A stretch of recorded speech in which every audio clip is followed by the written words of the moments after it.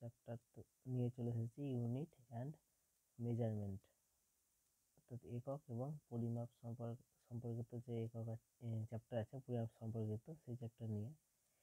তা প্রথমেই আমি দেখে নেব চ্যাপ্টার শুরুতেই কি আছে। প্রথমে আছে কি, ভৌত রাশি বা প্রাকৃতিক রাশি কাদের বলে? তারা কাদের? যে সমস্ত প্রাকৃতিক বিষয়কে প্রত্যক্ষ বা পরোক্ষভাবে পরিমাপ করা যায় তাদেরকে আমরা কি বলবো, বা কি বলছে, যাদের মাধ্যমে পদার্থবিজ্ঞানের সূত্রগুলোকে প্রকাশ করা যায় তাদের ভৌত রাশি বলা হয়। তাদের কি বলছে? ভৌত রাশি বলা হচ্ছে। যেমন কি বলছে এখানে, যে সমস্ত প্রাকৃতিক বিষয়কে আমরা প্রত্যক্ষ আর পরোক্ষভাবে পরিমাপ করতে পারবো। যে সমস্ত প্রাকৃতিক বিষয়কে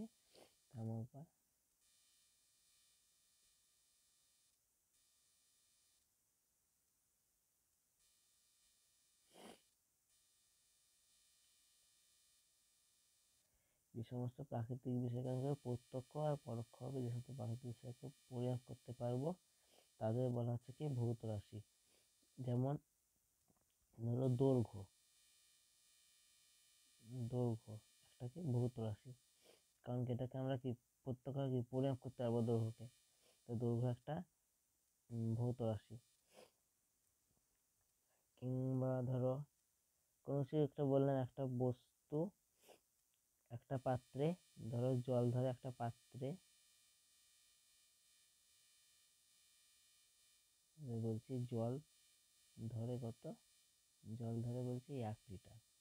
হ্যাঁ, তাহলে কি 1 লিটার ব্যবহার করছে এখানে, তাহলে এই লিটারটা কি ভৌত রাশি লিটার। তাহলে কি যার সাহায্যে আমরা কোনো একটা বিষয়কে পরিমাপ করতে পারছি সেটাকে বলছে নাকি ভৌত রাশি। দৈর্ঘ্য পরিমাপ করছি কিসের সাহায্যে? তো দৈর্ঘ্য পরিমাপ করছি মিটারের সাহায্যে, দৈর্ঘ্য পরিমাপ করছি, তাহলে এগুলো হচ্ছে একটা ভৌত রাশি। ঠিক আছে, তাহলে ভৌত রাশি কোনগুলো উদাহরণ দিয়ে দিচ্ছি। যেমন উদাহরণ হবে ভৌত রাশি, উদাহরণ লিখে নিচ্ছি উদাহরণ। যেমন তোমার উদাহরণ হবে দৈর্ঘ্য, তারপরে ধরো ওজন, তারপরে হবে তোমার ভর, তারপরে ধরো সময়, তারপরে উষ্ণতা। এগুলো সব কি ভৌত রাশি। এগুলো হচ্ছে আমাদের ভৌত রাশি বলা হচ্ছে। আমরা দৈর্ঘ্য, সময়, ওজন, ভর এগুলোকে আমরা ভৌত রাশি বলছি। এরপরে চলে আসছে আমরা রাশির প্রকারভেদ। তাহলে এই ভৌত রাশি কত প্রকার হয়ে থাকে? ভৌত রাশি আমাদের 2 রকমের হয়ে থাকে। একটা হচ্ছে স্কেলার,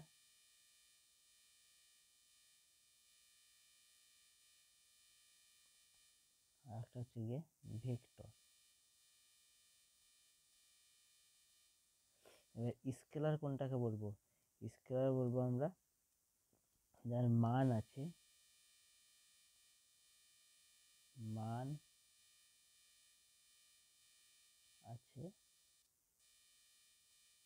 কিন্তু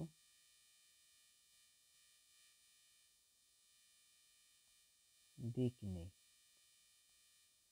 ঠিক আছে, তাহলে কি বলবো? যে সমস্ত রাশির মান আছে কিন্তু দিক নেই তাদেরকে আমরা বলবো স্কেলার রাশি। আর ভেক্টর রাশি মান ও দিক উভয়ই আছে।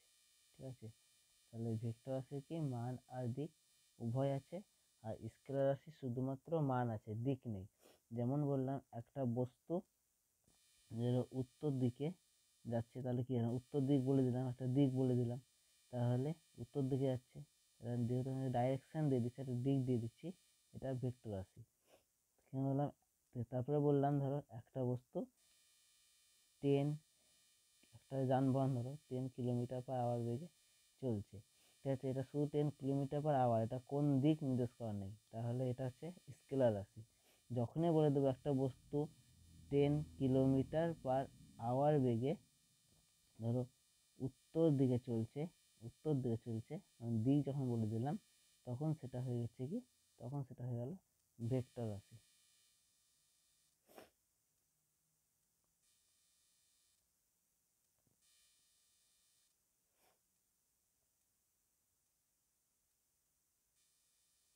এবার আসছে কি এককের প্রয়োজনীয়তা। তাহলে এককের প্রয়োজনীয়তা,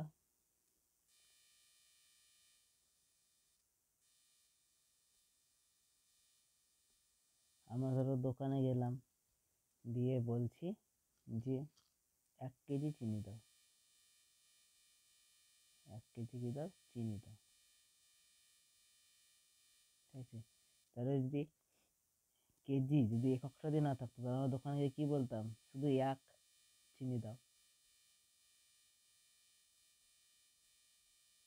এই 1 চিনি দাও কথাটার কোনো অর্থ হয় না। তার জন্য কি, যদি 1 বলে দিই দোকানদার বুঝতে পারবে না 1 মানে কি, 1 গ্রাম দেবো না 1 কেজি দেবো। তার জন্য এখানে কি হলো, এককের প্রয়োজন হলো।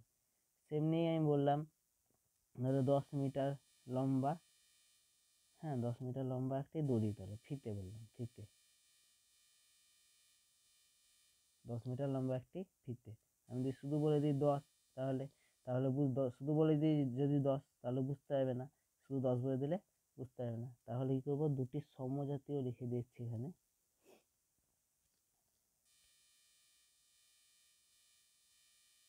দুটি সমজাতীয় ভৌত রাশির মধ্যে বা রাশির মধ্যে, রাশির মধ্যে পরিমাপের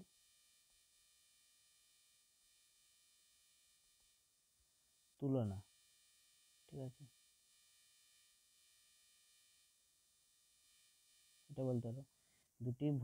দুটি সমজাতীয় রাশির মধ্যে পরিমাপের তুলনা, এটা একটা। তারপরে তুমি বলতে হবে কি, একক ছাড়া কোনো কিছু মান বোঝাবে না, শুধু একক ছাড়া কোনো কিছু বোঝায় না, একক ছাড়া বলতে পারি, একক ছাড়া পরিমাপ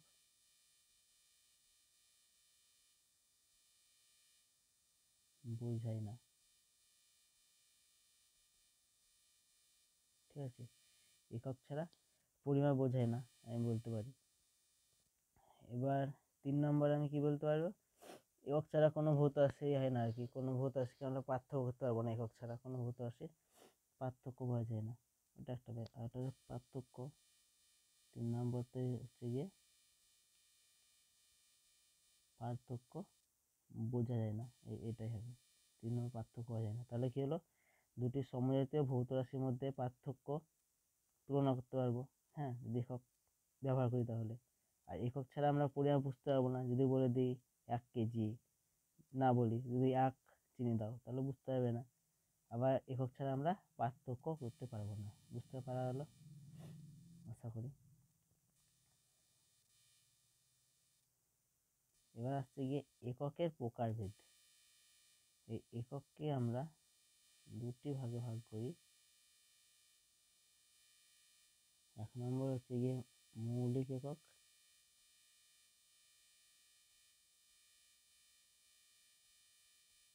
আর 2 নম্বর হচ্ছে গিয়ে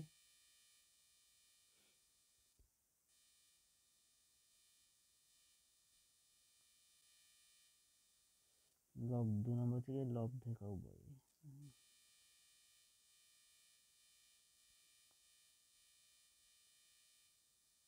তাহলে 1 নম্বর কি হলো, 1 নম্বর হলো মৌলিক একক, 1 নম্বর হলো মৌলিক একক, আর 2 নম্বর হলো লব্ধ একক। তাহলে মৌলিক একক কোনগুলো, হচ্ছে কি কিছু ভৌত রাশি আছে, কিছু ভৌত রাশি আছে যারা অন্য কোনো রাশির ওপর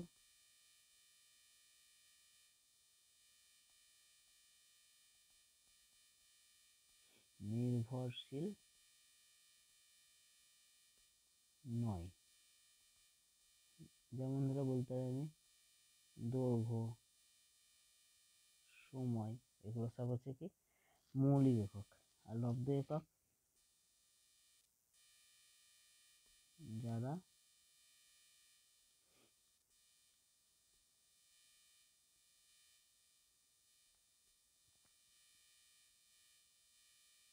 এক বা একাধিক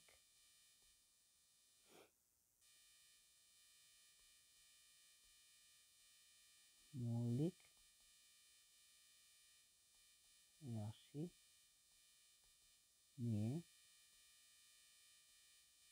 গঠিত। ঠিক আছে, যারা এক বা একাধিক মৌলিক রাশি নিয়ে গঠিত হচ্ছে তাদেরকে আমরা বলছি গিয়ে কি লব্ধ একক। যেমন বলি বেগ, ত্বরণ, মন্দন ইত্যাদি ইত্যাদি।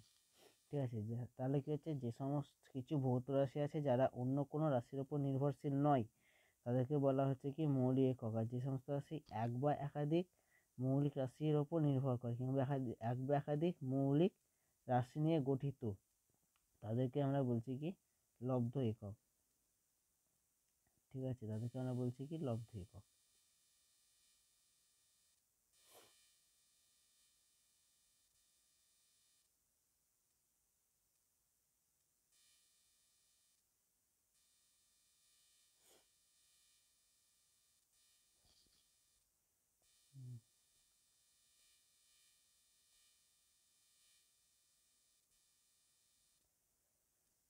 ধরো আগে বেশি কি বললাম, দৈর্ঘ্য আর সময়, দৈর্ঘ্য আর সময় হলো বেগ। বেগ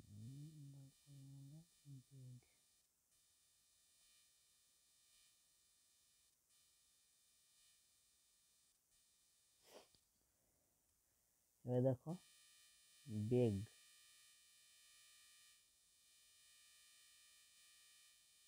সমান হচ্ছে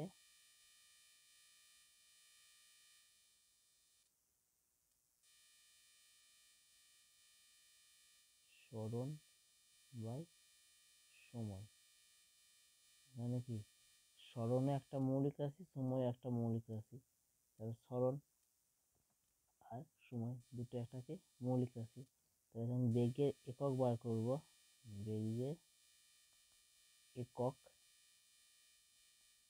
সমান কি সরণের একক, সরণের একক হচ্ছে এসআই একক বার করছি মিটার, আর দৈর্ঘ্যের এসআই একক সেকেন্ড, তাহলে হচ্ছে বেরিয়ে হচ্ছে মিটার পার সেকেন্ড।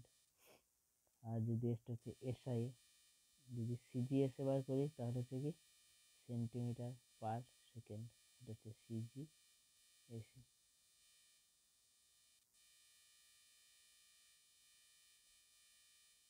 ত্বরণ সমান হচ্ছে বেগের পরিবর্তন বা বেগ বলতে পারি বাই সময়। বেগের পরিবর্তন ডেল ভি লিখে দিই, তাহলে বেগের পরিবর্তন বাই সময়, ডেল বি মানে ডেল বেগ বাই সময়। বেগের একক হচ্ছে কি পেলাম আমি metre second inverse by second, তাহলে হচ্ছে মিটার সেকেন্ডের মাথায় -2। এমনি করে আমি এটা হলো এসআই এবং সিজিএস এ করবো, তার মানে সেন্টিমিটার সেকেন্ডের মাথায় -2, এটা হচ্ছে গিয়ে সিজিএস।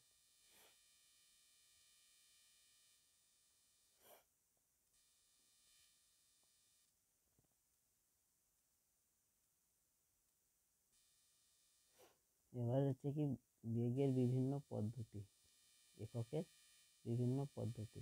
1 নম্বর কি বলবো আমি এসআই পদ্ধতি বা এম কে এস। হ্যাঁ, এখানে কি হয় এমকেএস এ এম মানে হচ্ছে গিয়ে মাস,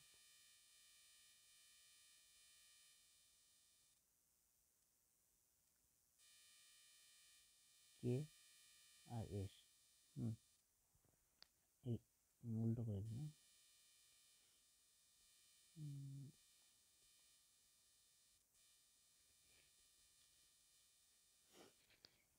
এম মানে হচ্ছে কি মিটার, কে হচ্ছে কিলোগ্রাম,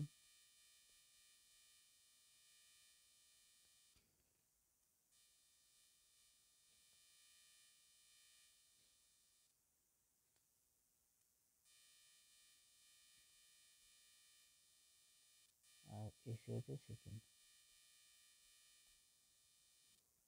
তার জন্য এসআই বলা হচ্ছে। আর হচ্ছে গিয়ে এম কে এসআই হলো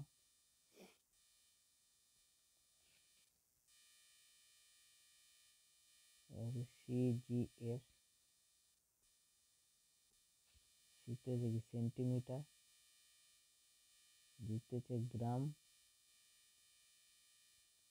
আর এসে হচ্ছে সেকেন্ড। এগুলো সাধারণ একক। সেন্টিমিটার হচ্ছে কি দৈর্ঘ্যের একক, আর এটা হচ্ছে ওজনের একক, এটা সময়ের একক। মিটার দৈর্ঘ্যের একক, কিলোগ্রাম। মিটার হচ্ছে কি দৈর্ঘ্যের একক, এখানে সেন্টিমিটার দৈর্ঘ্যের একক। কিলোগ্রাম হচ্ছে ওজনের একক, এখানে গ্রাম ওজনের একক। সেকেন্ড সময়ের একক, এখানে সেকেন্ড সময়ের একক। আর একটা পদ্ধতি আছে, সেটা হচ্ছে গিয়ে এফ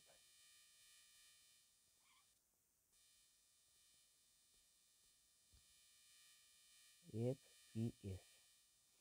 এটা হচ্ছে এফ এ হচ্ছে গিয়ে ফুট, এটা হচ্ছে পাউন্ড,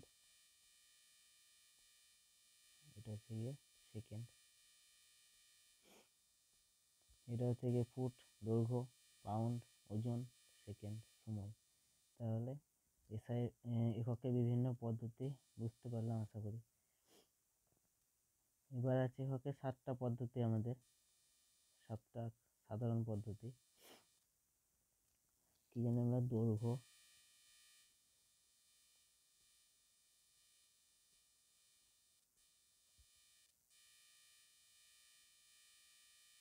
দৈর্ঘ্য এর একক কি মিটার। তারপরে সময়, সময় হচ্ছে গিয়ে সেকেন্ড। তারপরে ওজন বা ভর বলতে পারি, ভর সব এসআই করছি, হ্যাঁ। ভর হচ্ছে গিয়ে কিলোগ্রাম।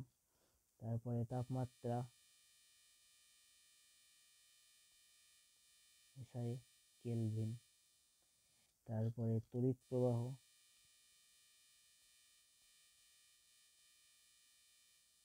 হচ্ছে গিয়ে অ্যাম্পিয়ার। তারপরে দীপন প্রাবল্য,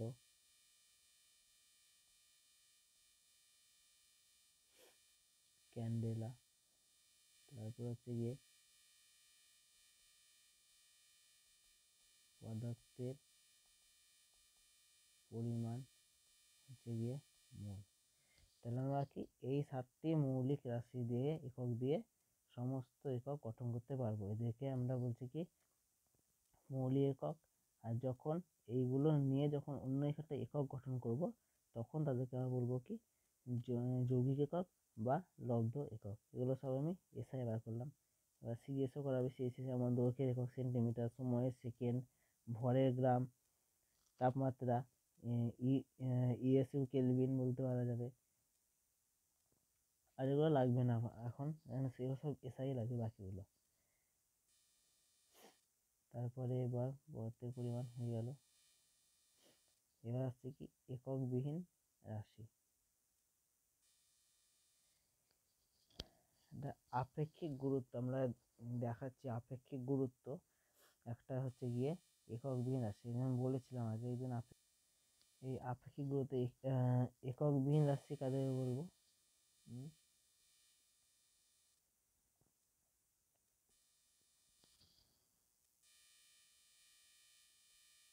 যে সমস্ত রাশি দুটি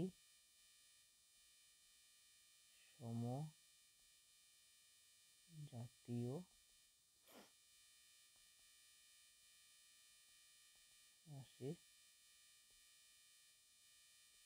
অনুপাত। ঠিক আছে, যে সমস্ত রাশি দুটি সমজাতীয় রাশির অনুপাত।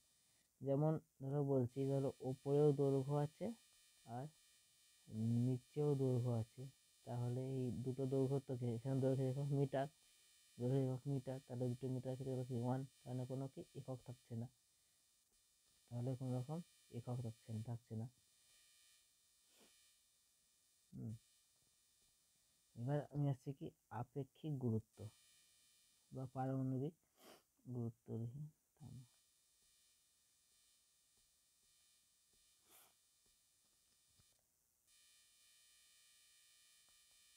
পারমাণবিক গুরুত্ব সমান কি একটি মৌলের পরমাণুর ভর, অর্থাৎ লিখতে পারি একটি,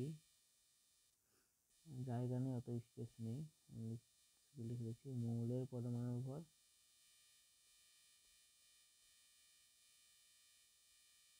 মৌলের পরমাণুর ভর বাই একটা হাইড্রোজেন পরমাণুর ভর। তাহলে লিখে দিই একটি, এখানে একটি, ঠিক আছে। তার মানে কি এখানে দুটোই কি আছে আমার একই একক আছে, এখানেও ভর আছে এখানেও ভর আছে, তাহলে কি ভর বাই ভর, তার মানে কি মাস মানে এম, এসআই করলে কেজি বাই কেজি, তাহলে কেজি কেজি কেটে কেটে হয়ে যাবে 1। আর যদি সিরিয়াসে করি তাহলে গ্রাম গ্রাম, তাহলে গ্রাম গ্রাম কেটে কেটে হয়ে যাবে 1। তার মানে কি কোনো 1 হচ্ছে মানে কি কোনো রকম একক থাকছে না, তাহলে এরা হচ্ছে একক বিহীন রাশি। আর একটা হয় আপেক্ষিক গুরুত্ব,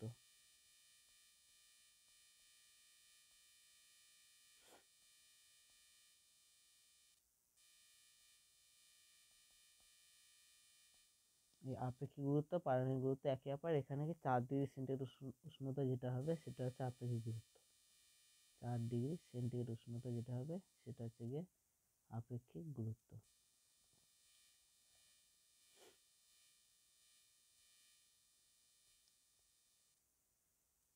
এবার চলে আসি শেষ পর্যায়ে, একক এর প্রতীক ব্যবহারের আন্তর্জাতিক নিয়ম।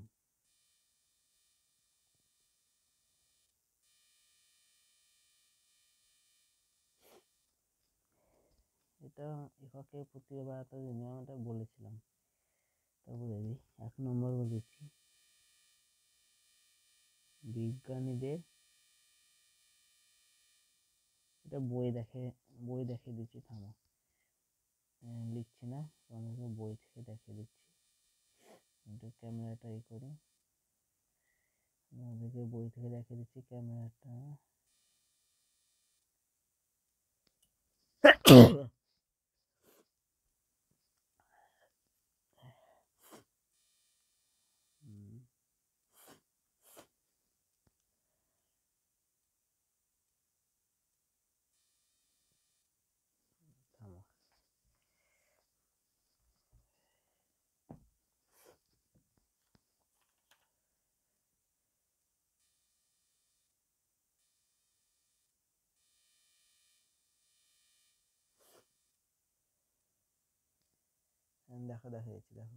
দেখো বিভিন্ন ভৌত রাশির এককের সাপেক্ষে প্রতীকের সাহায্যে কিভাবে লিখতে হবে তা সম্পর্কে বিজ্ঞানসম্মত। এই দেখো বলছে এখানে, যে সমস্ত বা যেসব একক বিজ্ঞানীর নাম অনুসারে গঠিত হয় সেই সব এককের প্রতীককে প্রথম অক্ষরটা কি হয় বড় হাতের হয়, যেমন নিউটনের ক্ষেত্রে বড় হাতের এন লিখি, কুলম্বের ক্ষেত্রে বড় হাতের সি লিখি।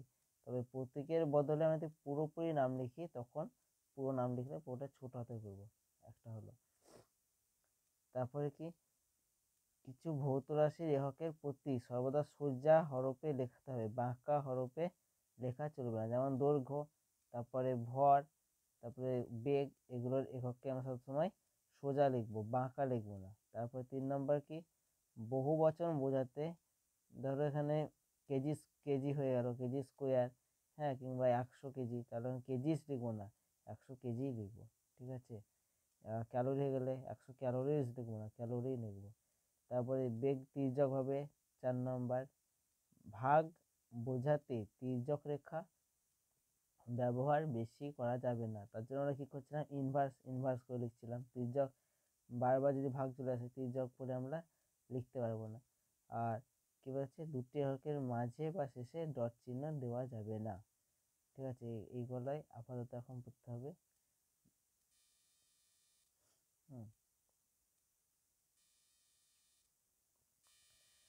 দেখিয়ে দিলাম। তাহলে কি বুঝতে পারলাম যে বিজ্ঞানীদের যখন নাম অনুসারে হবে,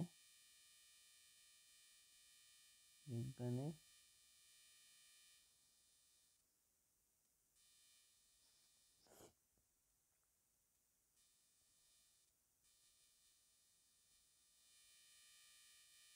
বিজ্ঞানীর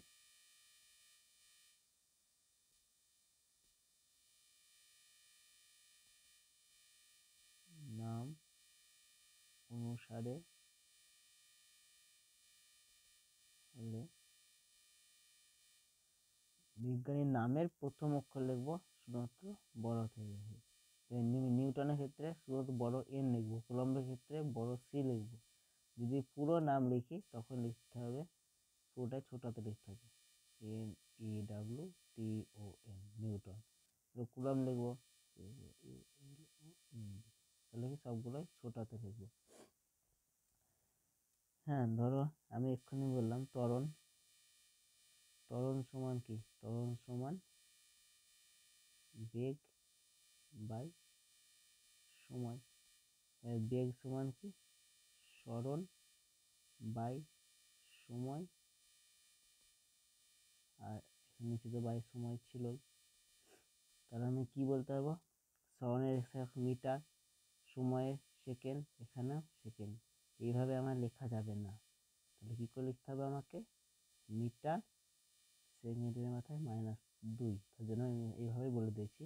কিংবা তুমি লিখতে পারো metre second inverse by second, যেখান থেকে এটা আসছে এইভাবে। তারপরে ধরো দৈর্ঘ্য এত মিটার, হ্যাঁ এত মিটার এত সেকেন্ড হলো, তাহলে m.s লেখা যাবে না, ms লিখতে হবে। হ্যাঁ, ডট চিহ্ন ব্যবহার করা যাবে না। এইগুলো হচ্ছে প্রতি ব্যবহারের একটা নিয়ম। তাহলে এটা হলো 1 নম্বর, এটা 2 নম্বর, এটা 3 নম্বর। এইভাবে তোমাদের বই অনেকগুলো নিয়ম আছে, পড়ে নেবে। আজকের মতো এখানেই শেষ করলাম। নেক্সট ক্লাসে দেখা হচ্ছে সবার সঙ্গে। ঠিক আছে।